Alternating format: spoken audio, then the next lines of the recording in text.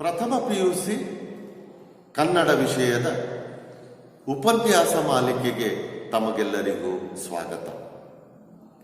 ಇಂದು ನಾವು ನಿರಾಕರಣೆ ಗದ್ಯ ಭಾಗದ ಮುಂದುವರೆದ ಭಾಗವನ್ನು ಅಭ್ಯಾಸ ಮಾಡೋಣ.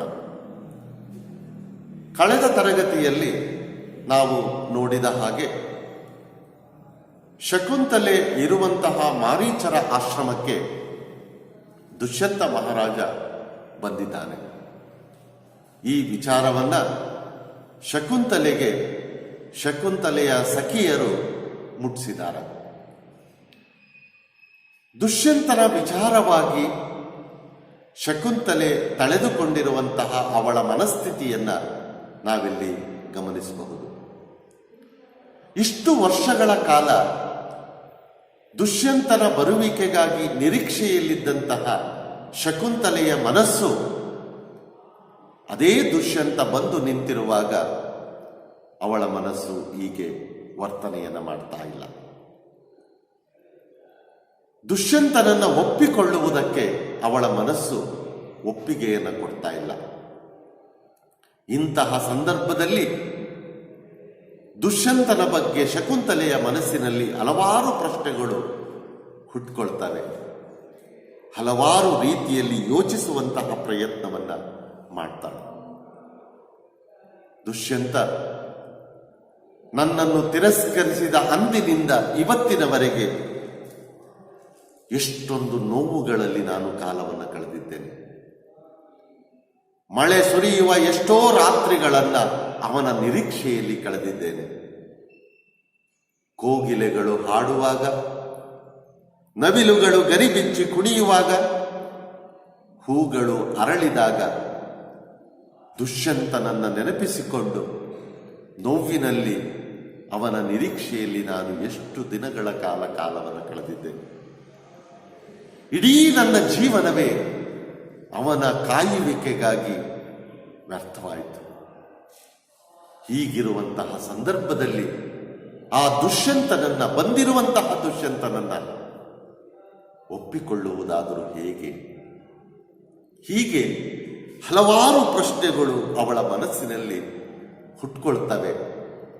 ಯೋಚನೆ ಮಾಡುತ್ತಾ, ಚಿಂತಿಸುತ್ತಾ, ಒಂದೇ ಒಂದು ಮಾತನ್ನು ಆಡದೆ ಸುಮ್ಮನೆ ಕುಳಿತು ಬಿಟ್ಟಿದ್ದಾಳೆ. ಕುಳಿತ ಜಾಗದಲ್ಲಿಯೇ ಶಕುಂತಲೆ ಯೋಚಿಸ್ತಾ ಇದ್ದಾಳೆ.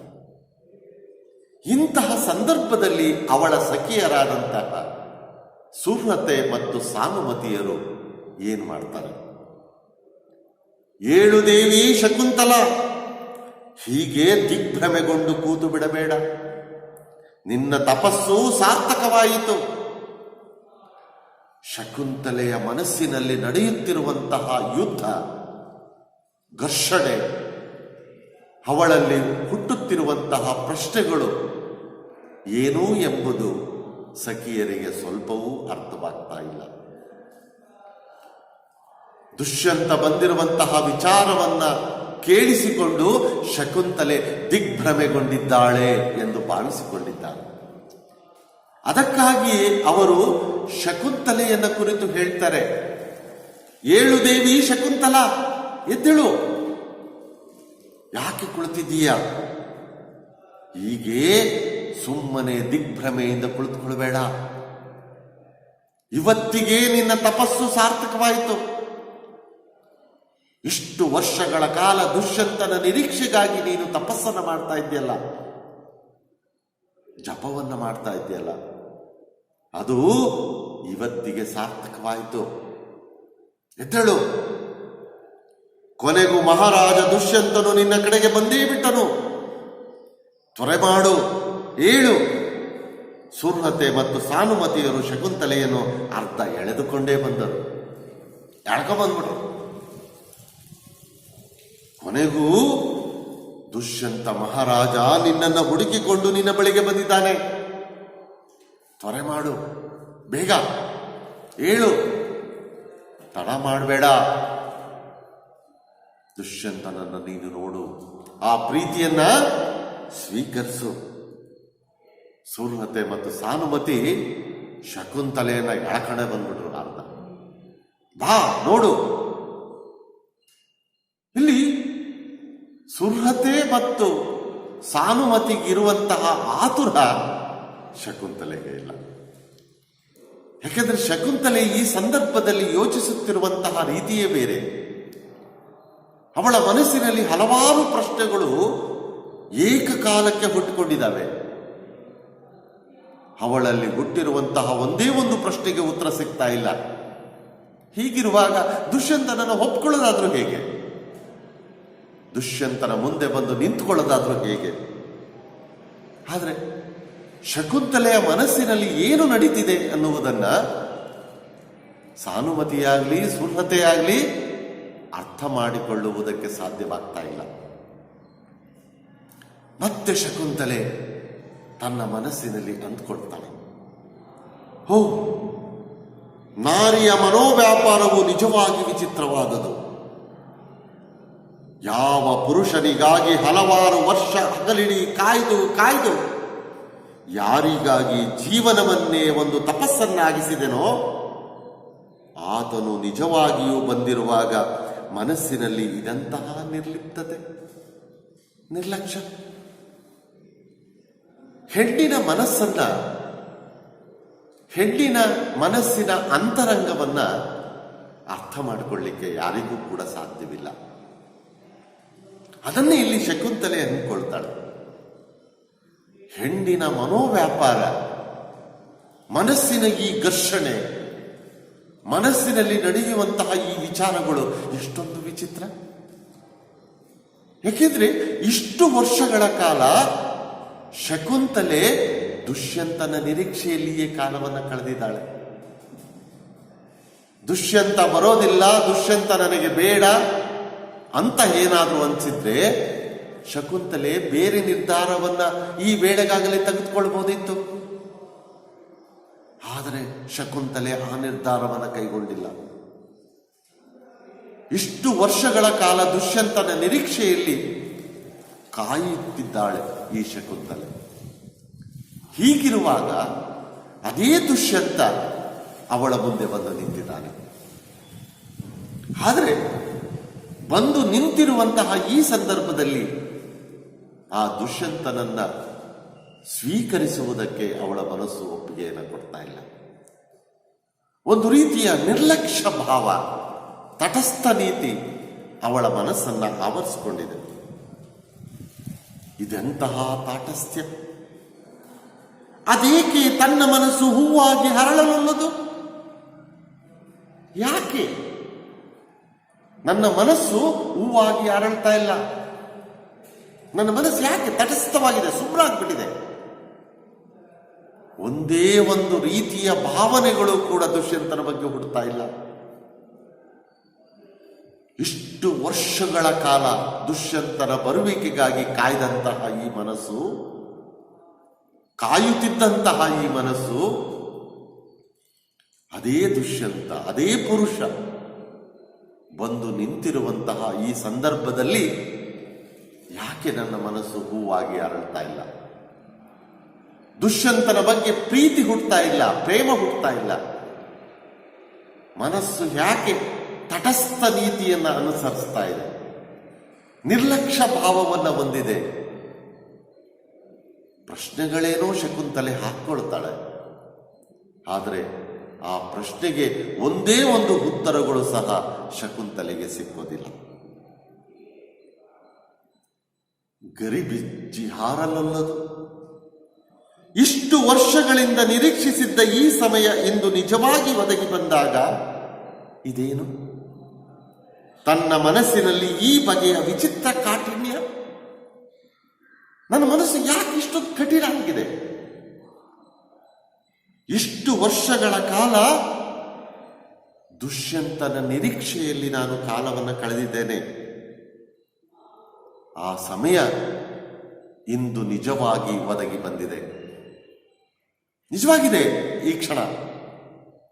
ಆದರೆ ಇಷ್ಟು ವರ್ಷಗಳ ಕಾಲ ದುಷ್ಯಂತನಗಾಗಿ ನಿರೀಕ್ಷಿಸುತ್ತಿದ್ದಂತಹ ಈ ಮನಸ್ಸು, ದುಷ್ಯಂತನ ಬರುವಿಕೆಗಾಗಿ ಕಾಯುತ್ತಿದ್ದಂತಹ ಈ ಮನಸ್ಸು ಈಗ ಏಕೆ ಕಠಿಣವಾಗಿದೆ?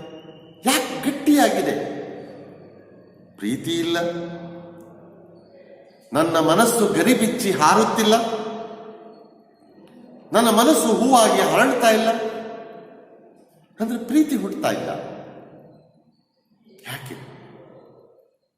ಹೀಗೆ ದುಷ್ಯಂತನನ್ನ ತಿರಸ್ಕರಿಸಲೂ ಆಗದೆ, ಒಪ್ಪಿಕೊಳ್ಳಲು ಆಗದೆ ಒಂದು ಗೊಂದಲದ ಸಂದಿಗ್ಧತೆಯಲ್ಲಿ ಶಕುಂತಲೆ ಸಿಲುಕಿಕೊಳ್ತಾಳೆ. ತನ್ನ ಮನಸ್ಸಿನಲ್ಲಿ ಮತ್ತೆ ಹೀಗೆ ಅಂದ್ಕೊಳ್ತಾಳೆ, ಅಂದು ಅರಮನೆಯಲ್ಲಿ ಅಷ್ಟೊಂದು ನಿಷ್ಠೂರವಾಗಿ ತನ್ನನ್ನು ಹೊರಗಟ್ಟಿದ ಈ ಮನುಷ್ಯ ಇಂದು ತನ್ನೆದುರು ವಿನೀತನಾಗಿ ಮೊಣಕಾಲೂರಿದ್ದಾನೆ. ಅವತ್ತು ತುಂಬಾ ನಿಷ್ಠೂರವಾಗಿ ನನ್ನನ್ನು ಹೊರಗಟ್ಟಿದವನು ಈಕೆ ಯಾರೋ ಗೊತ್ತಿಲ್ಲ ಎಂದು ಹೊರಗಟ್ಟಿದವನು ಇಂದು ಶಕುಂತಲೆಯ ಮುಂದೆ ಮೊಣಕಾಲೂರಿ ಕೇಳ್ಕೊಳ್ತಿದ್ದಾನೆ, ಬೇಡಿಕೊಳ್ತಿದ್ದಾನೆ. ನಾನಂದು ಯಾವುದೋ ಬುದ್ಧಿಮಾಂದ್ಯಕ್ಕೊಳಗಾಗಿ ನಿನ್ನನ್ನು ತಿರಸ್ಕರಿಸಿದೆ, ನನ್ನನ್ನು ಕ್ಷಮಿಸು ಎಂದು ಬೇಡಿಕೊಳ್ಳುತ್ತಿದ್ದಾನೆ. ಅವತ್ತು ನನ್ನ ಬುದ್ಧಿ ಇರಲಿಲ್ಲ. ಯಾವುದೋ ಬುದ್ಧಿಮಾಂದ್ಯಕ್ಕೊಳಗಾಗಿ ನಾನು ನಿನ್ನನ್ನು ತಿರಸ್ಕರಿಸಿ ತಪ್ಪು ಮಾಡಿಬಿಟ್ಟೆ, ನನ್ನದು ತಪ್ಪಾಯಿತು, ನನ್ನನ್ನು ಕ್ಷಮಿಸು ಎಂದು ಶಕುಂತಲೆಯ ಮುಂದೆ ಮೊಣಕಾಲೂರಿ ಒಬ್ಬ ಮಹಾರಾಜ ಬೇಡ್ಕೊಳ್ತಿದ್ದಾನೆ. ನನ್ನದು ಮಹಾಪರಾಧವಾಯಿತು, ನಾನು ಪಶ್ಚಾತ್ತಾಪದ ಬೆಂಕಿಯಲ್ಲಿ ಬೆಂದಿರುವೆ, ಈಗ ನೀನು ನನ್ನನ್ನು ಸ್ವೀಕರಿಸುವ ಗಳಿಗೆ ಬಂದಿದೆ ಎಂದು ಅರಿಯುತ್ತಿದ್ದಾನೆ.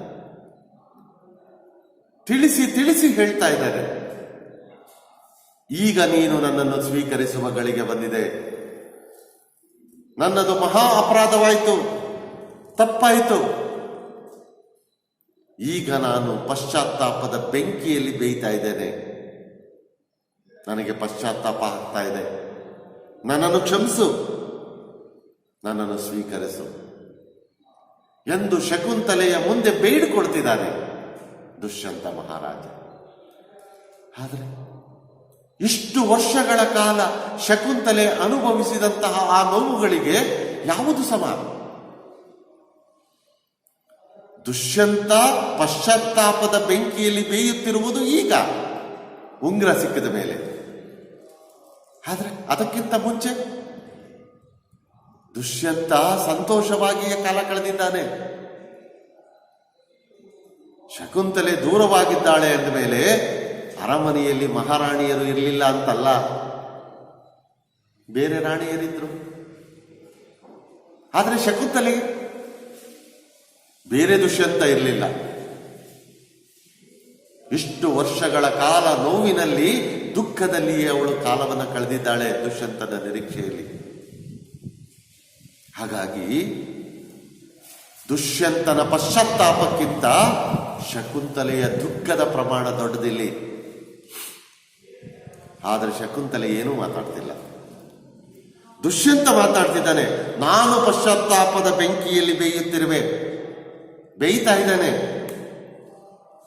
ನೀನು ನನ್ನನ್ನು ಸ್ವೀಕರಿಸುವ ಗಳಿಗೆ ಬಂದಿದೆ, ಸ್ವೀಕರಿಸು ಅಂತ ಕೇಳ್ಕೊಳ್ತಿದ್ದಾನೆ.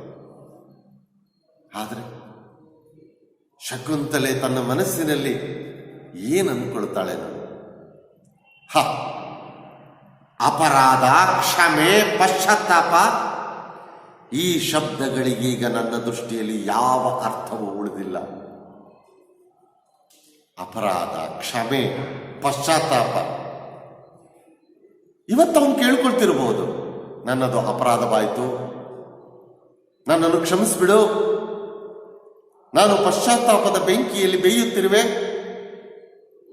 ಆದರೆ ಇಷ್ಟು ವರ್ಷಗಳ ಕಾಲ ಶಕುಂತಲೆ ಪಶ್ಚಾತ್ತಾಪ ಪಟ್ಟಿದ್ದು, ಶಕುಂತಲೆ ದುಃಖಪಟ್ಟಿದ್ದು, ಶಕುಂತಲೆ ನೋವುಗಳನ್ನು ಅನುಭವಿಸಿದ್ದು, ಅದು ದುಷ್ಯಂತ ಅನುಭವಿಸಿರುವುದರ ಮುಂದೆ ಶಕುಂತಲೆಯ ನೋವು, ಶಕುಂತಲೆಯ ದುಃಖ ಬಹಳ ದೊಡ್ಡದು. ದುಷ್ಯಂತನ ಪಶ್ಚಾತ್ತಾಪ ಏನೂ ಅಲ್ಲ. ಶಕುಂತಲೆ ತನ್ನ ಮನಸ್ಸಿನಲ್ಲಿ ಅಂದ್ಕೊಳ್ತಾಳೆ, ಈ ಶಬ್ದಗಳಿಗೆ ನನ್ನ ಮನಸ್ಸಿನಲ್ಲಿ ಯಾವ ಅರ್ಥಗಳು ಉಳಿದಿಲ್ಲ. ಈಗ ಕ್ಷಮಿಸುವುದರಿಂದ ಏನ್ ಪ್ರಯೋಜನ? ಇಷ್ಟು ದಿನಗಳಾದ ಮೇಲೆ ತಪ್ಪಾಯಿತು ಅಂತ ಕೇಳ್ಕೊಳ್ತಿದ್ದಾನೆ, ಏನ್ ಪ್ರಯೋಜನ ಅದು? ಹೀಗೆ ತನ್ನ ಮನಸ್ಸಿನಲ್ಲಿ ಅಂದ್ಕೊಳ್ತಾಳೆ. 100 ಆಸೆ ಹೊತ್ತು ನಿನ್ನೆಡೆ ಬಂದಿದ್ದ ನನ್ನನ್ನು ನೀನು ಎಂದು ತಿರಸ್ಕರಿಸಿದೆಯೋ, ಜೀವನದ ಬಹುಪಾಲು ಮಧುರ ಭಾವನೆಗಳೆಲ್ಲ ಆ ದಿನವೇ ಸತ್ತು ಹೋದವು. ಮನಸ್ಸಿನಲ್ಲಿ ಅನ್ಕೊಳ್ತಾಳೆ, ದುಷ್ಯಂತನಿಗೆ ಹೇಳ್ತಿಲ್ಲ, ಅನ್ಕೊಳ್ತಾಳೆ. 100 ಆಸೆಗಳನ್ನ ಹೊತ್ಕೊಂಡು ಹೊಟ್ಟೆಯಲ್ಲಿ ನಿನ್ನ ಕರುಳ ಕುಡಿಯನ್ನ ಇಟ್ಕೊಂಡು ನಿನ್ನ ಮುಂದೆ ಬಂದು ನಿಂತ್ಕೊಂಡಲ್ಲ, ಅವತ್ತು ನೀನು ನನ್ನನ್ನು ತಿರಸ್ಕಾರ ಮಾಡದಲ್ಲ, ಅವತ್ತು ನನ್ನ ತಪ್ಪೇನಿತ್ತು? ನಾನು ಏನ್ ತಪ್ಪು ಮಾಡಿದ್ದೆ? ಜೀವನ ಒಂದು ಸುಂದರ ಕನಸು ಎಂದು ನಂಬಿಸಿದವನು ನೀನು. ಮನಸ್ಸಿನಲ್ಲಿ ಹಲವಾರು ಆಸೆಗಳನ್ನು ತುಂಬಿದವನು ನೀನು. ಮತ್ತೆ ಅರಮನೆಗೆ ನಿನ್ನನ್ನು ಕರೆಸಿಕೊಳ್ಳುತ್ತೇನೆ ಎಂದು ಹೇಳಿದವನು ನೀನು. ಈ ಎಲ್ಲಾ ಆಸೆಗಳನ್ನು ಹೊತ್ತುಕೊಂಡು ನಿನ್ನ ಬಳಿಗೆ ಬಂದಂತಹ ಸಂದರ್ಭದಲ್ಲಿ ನೀನು ಮಾಡಿದ್ದೇನು? ತಿರಸ್ಕಾರ. ಯಾವತ್ತು ಇಷ್ಟೊಂದು ಆಸೆಗಳನ್ನು ಇಟ್ಟುಕೊಂಡು ನಿನ್ನ ಬಳಿಗೆ ಬಂದಂತಹ ನನ್ನನ್ನ ಯಾವತ್ತು ನೀನು ತಿರಸ್ಕಾರವನ್ನು ಮಾಡಿದೋ, ಅವತ್ತೇ ನನ್ನಲ್ಲಿದ್ದಂತಹ ಎಲ್ಲ ಮಧುರ ಪ್ರೀತಿಯ ಪ್ರೇಮದ ಭಾವನೆಗಳೆಲ್ಲವೂ ಕೂಡ ಸತ್ವದು ನಾಶವಾಗಿದ್ದಾವೆ. ಬಹುಶಃ ಆ ಕಾರಣದಿಂದಲೇ ಈಗ ಒಂದೇ ಒಂದು ಪ್ರೀತಿ ಪ್ರೇಮ ಹುಟ್ಟುತ್ತಾ ಇಲ್ಲ. ಅಂದಿನಿಂದಿನವರೆಗೂ ನಿರಂತರವಾಗಿ ಈ ಶಕುಂತಲೆಯ ಬದುಕು ಒಂದು ಅಗ್ನಿಕುಂಡವಾಗಿದೆ. ಅಗ್ನಿಕುಂಡ, ಬೆಂಕಿ. ನೀನು ಪಶ್ಚಾತ್ತಾಪ ಪಡುತ್ತಿರುವುದು ಈಗ ಉಂಗುರ ಸಿಕ್ಕದ ಮೇಲೆ. ಆದರೆ ನೀನು ತಿರಸ್ಕಾರ ಮಾಡಿದ ಆ ಸಮಯದಿಂದಲೂ ಕೂಡ ನಾನು ಕಷ್ಟಪಡ್ತಾ ಇದ್ದೇನೆ. ನನ್ನ ಜೀವನವೇ ಒಂದು ಬೆಂಕಿಯ ಕುಂಡವಾಗಿದೆ. ಅದರಲ್ಲಿ ನಾನು ದಿನನಿತ್ಯವೂ ಪ್ರತಿಕ್ಷಣವೂ ಕೂಡ ಬೇಯುತ್ತಿದ್ದೇನೆ. ಬೆಂಗಾಡಾಗಿದೆ. ನನ್ನ ಮನಸ್ಸು ಬೆಂದು ಹೋದಂತಹ ಕಾಡಾಗಿದೆ. ಬೆಂಕಿಯಿಂದ ಬೆಂದು ಹೋದಂತಹ ಕಾಡಿನಲ್ಲಿ ಏನೂ ಬೆಳೆಯುವುದಕ್ಕೆ ಹೇಗೆ ಸಾಧ್ಯವಿಲ್ವೋ, ಎಲ್ಲವೂ ಹೇಗೆ ನಾಶವಾಗುತ್ತದೆಯೋ ಹಾಗಾಗೋಗಿದೆ ನನ್ನ ಮನಸ್ಸು. ದಾವಾನಲವಾಗಿದೆ. ಕಾಡ್ಗಿಚ್ಚು, ಕಾಡಿನಲ್ಲಿ ದಗದಗನೆ ಉರಿಯುತ್ತಿರುವಂತಹ ಬೆಂಕಿಯಂತಾಗಿದೆ ನನ್ನ ಮನಸ್ಸು. ಅಷ್ಟೇ ಅಲ್ಲ, ಬತ್ತಿ ಹೋದ ಸಮುದ್ರವೂ ಆಗಿದೆ. ಸಮುದ್ರ ಅಂತ ಅನಿಸ್ಕೊಳ್ಳೋದು ಯಾವಾಗ?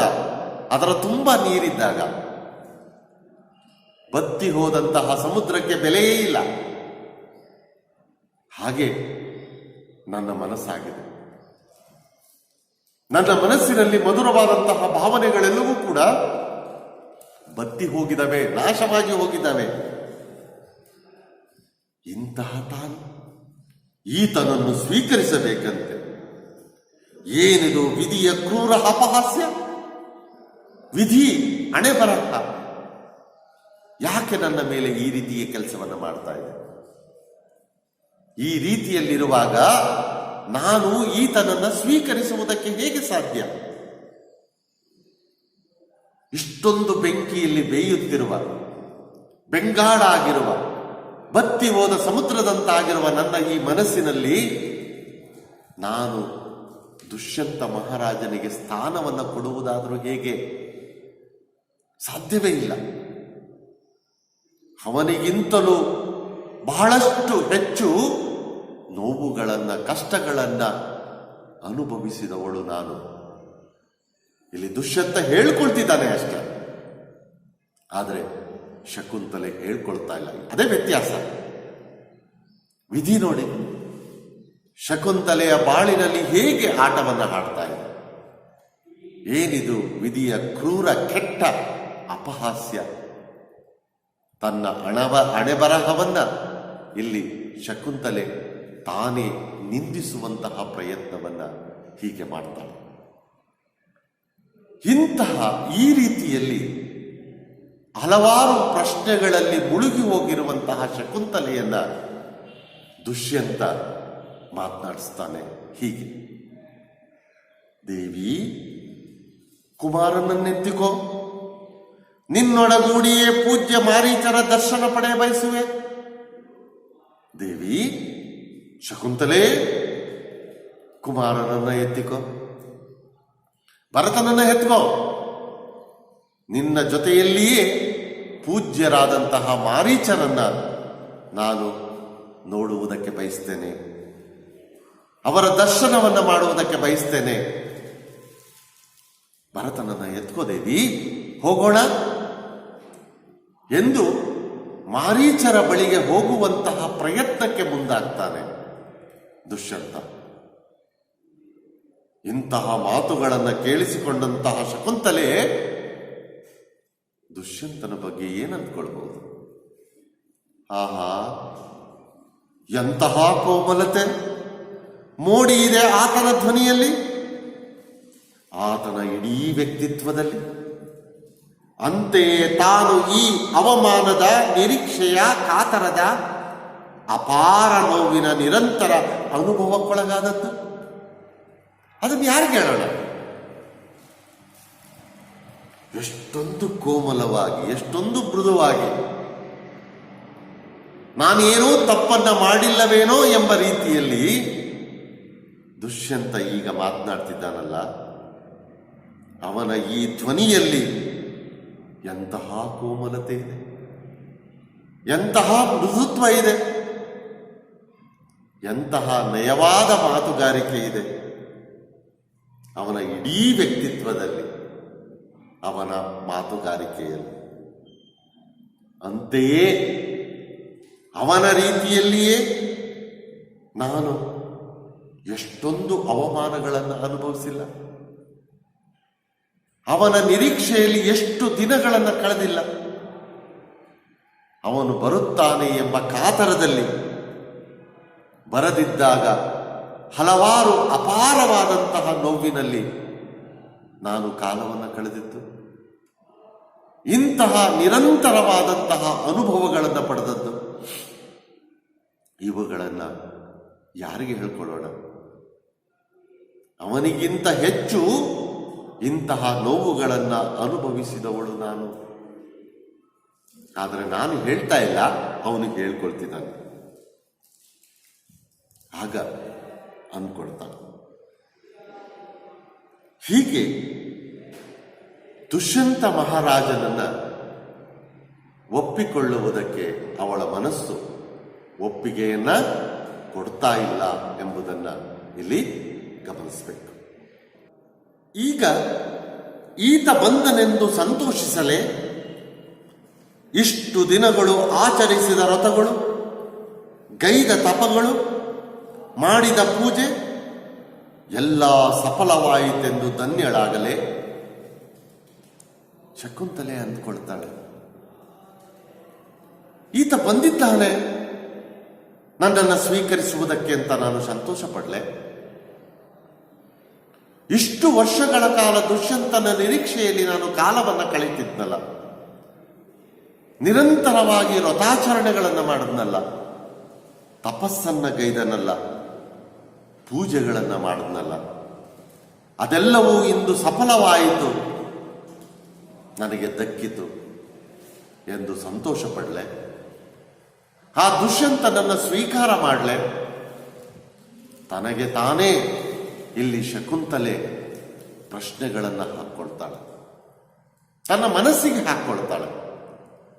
ಇಲ್ಲಿ ದುಷ್ಯಂತನನ್ನ ಸ್ವೀಕರಿಸುವುದಕ್ಕೂ ಸಾಧ್ಯವಾಗದೆ, ದುಷ್ಯಂತನನ್ನ ಒಪ್ಪಿಕೊಳ್ಳುವುದಕ್ಕೂ ಸಾಧ್ಯವಾಗದೆ ಒಂದು ಗೊಂದಲದ ಸಂದಿಗ್ಧತೆಯಲ್ಲಿ ಶಕುಂತಲೆ ಸಿಲುಕಿಕೊಳ್ಳುವುದನ್ನು ನಾವಿಲ್ಲಿ ಗಮನಿಸಬಹುದು.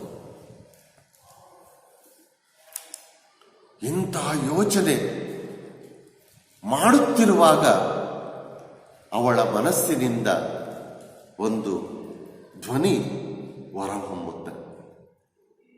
ಇಲ್ಲ, ಸಾಧ್ಯವಿಲ್ಲ. ಶಕುಂತಲೆಗೆ ಅರಿವಾಗದಂತೆ ಅವಳಿಂದ ಹೊರಬಿದ್ದ ಮಾತಿಗೆ ಬೇರೆಯೇ ಅರ್ಥ ಕಲ್ಪಿಸಿದ ದುಷ್ಯಂತ. ಇಷ್ಟು ಹೊತ್ತಿನವರೆಗೆ ಶಕುಂತಲೆ ಈಗ ಆಡಿದ್ದೇ ಮೊದಲ ಮಾತು. ದುಷ್ಯಂತ ಬಂದಿದ್ದಾನೆ ಎಂದು ಸಂತೋಷ ಹೊಂದಲೇ ಎಂದು ಯೋಚಿಸುತ್ತಿರುವಾಗ ಅವಳಿಗೆ ಗೊತ್ತಿಲ್ಲದ ಹಾಗೆ ಅವಳಿಂದ ಒಂದು ಶಬ್ದ ಹೊರಹೊಮ್ಮುತ್ತೆ. ಇಲ್ಲ, ಸಾಧ್ಯವಿಲ್ಲ. ಅವಳು ಇಲ್ಲ, ಸಾಧ್ಯವಿಲ್ಲ ಎಂದು ಹೇಳಿದ್ದೇ ಬೇರೆ ಕಾರಣಕ್ಕೆ. ಅದನ್ನ ದುಷ್ಯಂತ ಅರ್ಥ ಮಾಡಿಕೊಳ್ಳುವುದೇ ಬೇರೆ ರೀತಿಯಲ್ಲಿ. ದುಷ್ಯಂತ ಬೇರೆ ರೀತಿಯಲ್ಲಿ ಅರ್ಥವನ್ನ ಕಲ್ಪಿಸಿಕೊಂಡು ಹೀಗೆ ಹೇಳ್ತಾನೆ ಶಕುಂತಲೆಗೆ. ಅದೇಕೆ? ನಾಚಿಕೆಯೇ? ನಮಗಿದು ಅಭ್ಯುದಯದ ಕಾಲ, ಮಹಾಸುದಿನ. ಗುರುಗಳನ್ನು ನಾವಿಬ್ಬರು ಒಟ್ಟಾಗಿಯೇ ನೋಡೋಣ. ನನ್ನ ಜೊತೆಯಲ್ಲಿ ಶಕುಂತಲೆ ಬರುವುದಕ್ಕೆ ನಾಚಿಕೆ ಪಡುತ್ತಿದ್ದಾಳೆ ಅಂತ ಅಂದ್ಕೊಳ್ತಾನೆ ದುಷ್ಯಂತ. ನಾಚಿಕೆಯೇ? ಸಂಕೋಚವೇ? ಇದು ನಮ್ಮ ಅಭ್ಯುದಯದ ಕಾಲ, ನಮ್ಮ ಏಳಿಗೆ ಕಾಲ, ಮಹಾಸುದಿನ. ಇದು ಬಹಳ ಪುಣ್ಯಕರವಾದಂತಹ ದಿನ. ಇದು ನಾವಿಬ್ಬರು ಮಾರೀಚ ಮಹರ್ಷಿಗಳನ್ನ ಒಟ್ಟಾಗಿ ನೋಡೋಣ. ಇಲ್ಲಿ ಪುರುಷ ಮಾಡಿದಂತಹ ಯಾವ ತಪ್ಪುಗಳು ಕೂಡ ಗಣನೆಗೆ ಬರೋದೇ ಇಲ್ಲ. ಅದನ್ನ ಪುರುಷ ಒಪ್ಪಿಕೊಳ್ಳುವುದಕ್ಕೂ ಕೂಡ ಸಿದ್ಧನಿಲ್ಲ ಅಂತ. ಮಹಾಸುದಿನ ಅಂತಾನೆ. ಅಂದ್ರೆ ಇಷ್ಟು ದಿನಗಳ ಕಾಲ ಅವನು ಏನೇ ತಪ್ಪನ್ನು ಮಾಡಿದ್ರೂ ಕೂಡ ಹೆಣ್ಣನ್ನ ಸ್ವೀಕರಿಸಿದ ಕ್ಷಣ ಅದು ಒಳ್ಳೆ ದಿನ ಆಗುವುದಕ್ಕೆ ಹೇಗೆ ಸಾಧ್ಯ? ಅಲ್ಲ. ಹೆಣ್ಣಿನ ಭಾವನೆಗಳಿಗೆ ಸ್ಪಂದಿಸುವ, ಅವಳನ್ನು ಅರ್ಥೈಸಿಕೊಳ್ಳುವಂತಹ ಪ್ರಯತ್ನವನ್ನ ಇಲ್ಲಿ ಮಾಡಬೇಕು. ಆಗ ಶಕುಂತಲೆ ತನ್ನ ಮನಸ್ಸಿನಲ್ಲಿ ಹೀಗೆ ಅಂದ್ಕೊಳ್ತಾಳೆ. ತಾನು ಗುರುಗಳೆದರಿಗೆ ಪತಿ ಹಾಗೂ ಪುತ್ರರೊಡಗೂಡಿ ಹೋಗಲು ಲಜ್ಜೆ ಪಡುತ್ತಿರುವೆನೆಂದು ಭಾವಿಸಿದ್ದಾನೆ ಈತ. ತಾನು ಮಗ ಮತ್ತು ಗಂಡನ ಜೊತೆಯಲ್ಲಿ ಪೂಜ್ಯರಾದ ಮಾರೀಚರ ದರ್ಶನವನ್ನ ಪಡೆಯುವುದಕ್ಕೆ ನಾಚಿಕೆ ಪಡುತ್ತಿದ್ದಾಳೆ ಅಂತ ತಿಳ್ಕೊಂಡಿದ್ದಾನೆ. ಹೌದು, ಈತನ ಜೊತೆ ಹೋಗಲು ತಾನು ಒಲ್ಲೆನೆಂದು, ಈತನನ್ನು ಸ್ವೀಕರಿಸಲು ತನ್ನ ಅಂತರಾತ್ಮ ಒಪ್ಪುತ್ತಿಲ್ಲವೆಂದು ಈತ ಎಂದಿಗೂ ಕಲ್ಪನೆ ಕೂಡ ಮಾಡಲಾರ ಅಲ್ವೇ? ಇದನ್ನು ಅವನು ಯಾವತ್ತೂ ಯೋಚನೆ ಮಾಡಕ್ಕೆ ಸಾಧ್ಯ ಇಲ್ಲ. ಇವನನ್ನ ಒಪ್ಪಿಕೊಳ್ಳುವುದಕ್ಕೆ, ಇವನ ಜೊತೆಯಲ್ಲಿ ಮಾರೀಚರ ಬಳಿಗೆ ಹೋಗುವುದಕ್ಕೆ ನನ್ನ ಮನಸ್ಸು ಒಪ್ಪಿಗೆಯನ್ನು ಕೊಡ್ತಾ ಇಲ್ಲ. ಈತನನ್ನ ಗಂಡನೆಂದು ಸ್ವೀಕರಿಸುವುದಕ್ಕೆ ತನ್ನ ಅಂತರಾತ್ಮ ಒಪ್ತಾ ಇಲ್ಲ ಅಂತ ಪುರುಷನಾದವನು ಎಂದಿಗೂ ಕೂಡ ಯೋಚಿಸುವುದಕ್ಕೆ ಸಾಧ್ಯ ಇಲ್ಲ. ಅವನು ಯೋಚನೆ ಮಾಡೋಲ್ಲ ಅಂತ. ಆರ್ಯ ಸ್ತ್ರೀಯಲ್ಲವೇ ತಾನು? ಪತಿ ಎಂತವನೇ ಇರಲಿ, ಆತನನ್ನು ತಿರಸ್ಕರಿಸುವ ಹೀನ ವಿಚಾರ ಆರ್ಯ ಸ್ತ್ರೀಗೆ ಬರಬಾರದಲ್ಲ. ಎಷ್ಟೇ ಆದರೂ ರಾಜನ ಹೆಂಡತಿ ಅಲ್ವೇ? ರಾಜ ಏನೇ ಮಾಡಿದ್ರು ಸರಿ, ಒಡೆಯ ಏನೇ ತಪ್ಪುಗಳನ್ನ ಮಾಡಿದ್ರು ಅದು ಸರಿ. ನಾನದನ್ನ ಏನನ್ನೂ ಮಾತನಾಡಬಾರದು. ಪುರುಷ ಏನೇ ತಪ್ಪುಗಳನ್ನು ಮಾಡಿದ್ರು ಅದೆಲ್ಲವನ್ನ ಬದಿಗೊತ್ತಿ ಆತನನ್ನು ಒಪ್ಕೊಳ್ಬೇಕು. ತಿರಸ್ಕರಿಸುವಂತಹ ಯಾವ ಯೋಚನೆಯನ್ನು ಮಾಡಬಾರದು. ಆರ್ಯ ಸ್ತ್ರೀ ಈ ರೀತಿಯಲ್ಲಿ ಯೋಚನೆ ಮಾಡಬಾರ್ದಲ್ವೇ ಅಂತ ಅಂದ್ಕೊಳ್ತಾಳೆ. ಈ ರೀತಿಯ ಕೆಟ್ಟ ವಿಚಾರ ರಾಜನ ಬಗ್ಗೆ, ರಾಜನ ಹೆಂಡತಿಯಾದವಳು ಯೋಚನೆ ಮಾಡಬಾರ್ದಲ್ವೇ?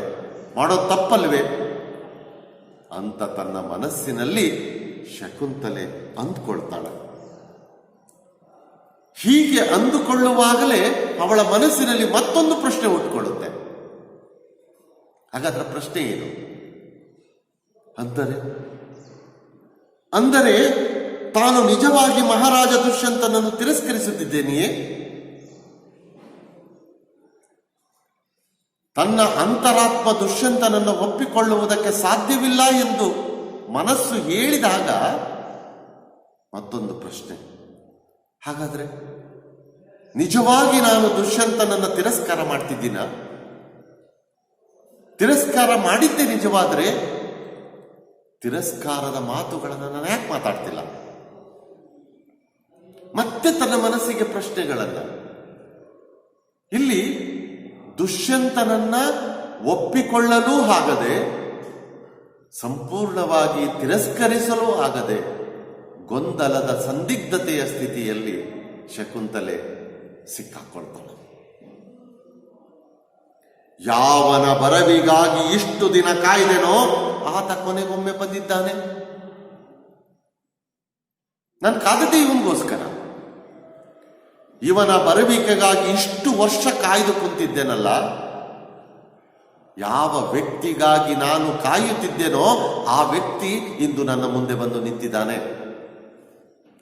ಜೊತೆಗೆ ಸುಪ್ತವಾಗಿದ್ದೊಂದು ತೀವ್ರ ಪ್ರಜ್ಞೆಯನ್ನು ಬಡಿದೆಬ್ಬಿಸಿದ್ದಾನೆ. ಸುಪ್ತವಾಗಿದ್ದಂತಹ ಒಂದು ಪ್ರಜ್ಞೆ ನನ್ನ ಮನಸ್ಸಿನಲ್ಲಿ ಯಾವುದೋ ಮೂಲೆಯಲ್ಲಿ ಅಡಗಿ ಕುಳಿತಿದ್ದಂತಹ ಒಂದು ಪ್ರಜ್ಞೆ. ಇಷ್ಟು ದಿನಗಳವರೆಗೆ ಈ ರೀತಿಯ ಯೋಚನೆಯನ್ನು ನಾನು ಎಂದೂ ಕೂಡ ಮಾಡಿರಲಿಲ್ಲ. ಆ ಪ್ರಜ್ಞೆ ಎಲ್ಲೋ ಮರೆಯಾಗಿತ್ತು, ರಹಸ್ಯವಾಗಿತ್ತು. ಆ ಪ್ರಜ್ಞೆಯನ್ನ ಈಗ ಬಡಿದೆಬ್ಬಿಸಿದ್ದಾನೆ. ದುಷ್ಯಂತನ ಬರುವಿಕೆಗಾಗಿ, ದುಷ್ಯಂತನಿಗಾಗಿ ಕಾಯುತ್ತಿದ್ದಂತಹ ಯಾವ ಸಂದರ್ಭದಲ್ಲಿಯೂ ಕೂಡ ಶಕುಂತಲೆ ಈ ರೀತಿಯ ಯೋಚನೆಗಳನ್ನು ಮಾಡಿರಲಿಲ್ಲ. ಇರಲಿಲ್ಲ ಅಂತಲ್ಲ, ಅದು ಮನಸ್ಸಲ್ಲಿತ್ತು, ಆದರೆ ಯಾವುದೋ ಒಂದು ಮೂಲೆಯಲ್ಲಿ ಅಡಗಿತ್ತದು. ಆದರೆ ಈಗ ದುಷ್ಯಂತ ಬಂದು ಆ ಪ್ರಜ್ಞೆಯನ್ನ ಎಚ್ಚರಗೊಳಿಸಿದ್ದಾನೆ. ಈ ಪ್ರಜ್ಞೆ, ನನ್ನ ಸ್ತ್ರೀತ್ವವು ಅಪಮಾನವಾಗಿದೆ ಎಂಬ ತೀವ್ರವಾದ ಈ ಅರಿವು ನಾನು ಕಾಯುತ್ತಿರುವಾಗ, ನೋಯುತ್ತಿರುವಾಗ ನನ್ನ ಆಳದಲ್ಲೆಲ್ಲೋ ಅಡಗಿಕೊಂಡಿತ್ತು. ನಾನು ಈಗ ಯೋಚನೆ ಮಾಡ್ತಿದ್ದೀನಿ, ನನ್ನ ಹೆಣ್ತನಕ್ಕೆ ಅವಮಾನವಾಗಿದೆ ಅಂತ ನಾನು ಈಗ ಅಂದ್ಕೊಳ್ತಿದ್ದೀನಲ್ಲ, ನನ್ನ ಅಂತರಾತ್ಮ ಒಪ್ತಾ ಇಲ್ಲ ಅಂತ ಅಂದ್ಕೊಳ್ತಿದ್ದೀನಲ್ಲ. ಆದರೆ ಇಷ್ಟು ದಿನಗಳ ಕಾಲ ದುಷ್ಯಂತನಿಗಾಗಿ ಕಾಯುತ್ತಿದ್ದಂತಹ ಆ ಸಂದರ್ಭದಲ್ಲಿ ಇದೆಲ್ಲೋಗಿತ್ತು? ಈ ರೀತಿಯ ಭಾವನೆಗಳು ನನ್ನ ಮನಸ್ಸಿನ ಯಾವುದೋ ಒಂದು ಮೂಲೆಯಲ್ಲಿ ರಹಸ್ಯವಾಗಿ ಅಡಗಿ ಕುಳಿತಿದ್ವು. ಇಷ್ಟು ದಿನಗಳ ಕಾಲ ಎಚ್ಚರವಾಗದ ಈ ಎಲ್ಲ ಪ್ರಜ್ಞೆ, ಭಾವನೆಗಳು ಈಗ ಒಮ್ಮೆಲೆ ದುಷ್ಯಂತ ಬಂದಿರುವಾಗ ಎಚ್ಚರವಾಗಿದ್ದಾನೆ. ಕಾಯುವುದು, ನೋಯುವುದು ಎಲ್ಲ ಮುಗಿಯಿತೆಂಬ ಈ ಕ್ಷಣದಲ್ಲಿ ನನ್ನೊಳಗೆ ಮೌನವಾಗಿ ಹೂತು ಹೋಗಿದ್ದ ಈ ಬೇರೆಯದೇ ಒಂದು ಉತ್ಕಟ ಸಂವೇದನೆ ಒಮ್ಮೆಲೆ ಪುಟಿದೆದ್ದಿದೆ. ಕಾಯೋ ಸಮಯ ಮುಗಿದೋಯ್ತು, ದುಃಖ ಪಡುವಂತಹ ಗಳಿಗೆ ಮುಗಿದೋಯ್ತು ಅಂತ ಅಂದುಕೊಳ್ಳುವ ಆ ಕ್ಷಣದಲ್ಲಿ ದುಷ್ಯಂತ ಬಂದು ನಿಂತಿದ್ದಾನೆ. ಇಷ್ಟು ವರ್ಷಗಳ ಕಾಲ ಮೌನವಾಗಿ ಉದುಗಿದ್ದಂತಹ ಆ ಒಂದು ಭಾವನೆ ಈಗ ಒಮ್ಮೆಲೆ ಎಚ್ಚರವಾಗಿದೆ. ಇಷ್ಟು ದಿನಗಳಲ್ಲಿ ಶಕುಂತಲೆ ಯಾವತ್ತೂ ಕೂಡ ಈ ರೀತಿಯ ಯೋಚನೆಗಳನ್ನು ಮಾಡಿರಲಿಲ್ಲ. ಈಗ ಆ ರೀತಿಯ ಯೋಚನೆಗಳನ್ನು ಮಾಡ್ತಿದ್ದಾಳೆ. ಆಗ ಮನಸ್ಸಿನಲ್ಲಿ ಅನ್ಕೊಳ್ತಾಳೆ, ಮನಸ್ಸಿನಲ್ಲಿ ಧಿಕ್ಕಾರ, ನಾರಿಯ ಮಧುರ ಭಾವನೆಗಳನ್ನು ಎಗ್ಗಿಲ್ಲದೆ ವಸಕಿ ಹಾಕುವ, ನಂತರ ಬಂದು ಕ್ಷಮೆ ಕೇಳುವ, ಆಕೆ ಕ್ಷಮಿಸಿಯೇ ಕ್ಷಮಿಸುತ್ತಾಳೆಂಬ ಖಚಿತ ನಂಬಿಕೆ ಹೊಂದಿರುವ ಇಂತಹ ಗಂಡಸಿಗೆ ಧಿಕ್ಕಾರ. ತನ್ನ ಮನಸ್ಸಿನಲ್ಲಿ ಇಂಥದ್ದೊಂದು ಭಾವನೆ, ಸುಪ್ತವಾಗಿರುವಂತಹ ಈ ಪ್ರಜ್ಞೆ ಒಮ್ಮೆಲೆ ಎಚ್ಚರಗೊಂಡಿರುವಂತಹ ಸಂದರ್ಭದಲ್ಲಿ ಪುರುಷ ಸಮಾಜಕ್ಕೆ, ಪುರುಷನಿಗೆ ಧಿಕ್ಕಾರವನ್ನು ಹಾಕುವ ಪ್ರಯತ್ನವನ್ನು ಮಾಡ್ತಾನೆ. ಹೆಣ್ಣಿನ ಮಧುರವಾದಂತಹ ಭಾವನೆಗಳನ್ನು ಎಗ್ಗಿಲ್ಲದೆ, ಯೋಚಿಸದೆ, ಯಾವುದನ್ನು ಚಿಂತಿಸದೆ ಒಸಕಿ ಹಾಕುವಂತಹ ಎಲ್ಲ ರೀತಿಯ ತಪ್ಪುಗಳನ್ನು ಮಾಡಿ ನಂತರ ಬಂದು ಏನೂ ತಪ್ಪನ್ನ ಮಾಡಿಲ್ಲ ಎಂಬ ರೀತಿಯಲ್ಲಿ ಕ್ಷಮೆ ಕೇಳುವಂತಹ, ಕ್ಷಮೆ ಕೇಳಿದ ಕ್ಷಣ ಹೆಣ್ಣು ಕ್ಷಮಿಸುತ್ತಾಳೆ ಎಂದು ಖಚಿತವಾದ, ದೃಢವಾದಂತಹ ನಂಬಿಕೆ ಹೊಂದಿರುವಂತಹ ಅಂತಹ ಪುರುಷರಿಗೆ ಧಿಕ್ಕಾರ. ಹೀಗೆ ದುಷ್ಯಂತನ ಮನಸ್ಥಿತಿಯ ಮೂಲಕ ಪುರುಷ ಸಮಾಜದ ಮನಸ್ಥಿತಿಯನ್ನ ಇಲ್ಲಿ ಲೇಖಕರು ತಿಳಿಸಿಕೊಡ್ತಾರೆ. ಹೀಗೆ ಮನಸ್ಸಿನಲ್ಲಿ ದುಷ್ಯಂತನನ್ನ ತಿರಸ್ಕರಿಸುವಂತಹ ಶಕುಂತಲೆಯ ಮನೋಧರ್ಮವನ್ನ ನಾವಿಲ್ಲಿ ಗಮನಿಸಬಹುದು. ಇಲ್ಲಿಗೆ ಇವತ್ತಿನ ತರಗತಿಯನ್ನ ನಿಲ್ಲಿಸೋಣ. ನಮಸ್ಕಾರ.